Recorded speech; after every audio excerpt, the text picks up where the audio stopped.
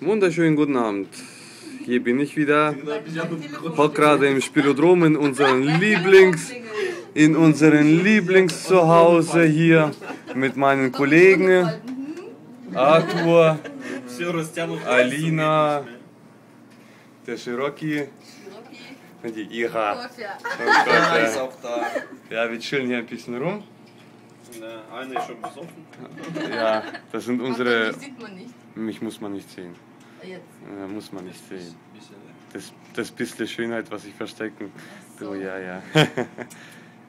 Ja, was habe ich denn zu sagen?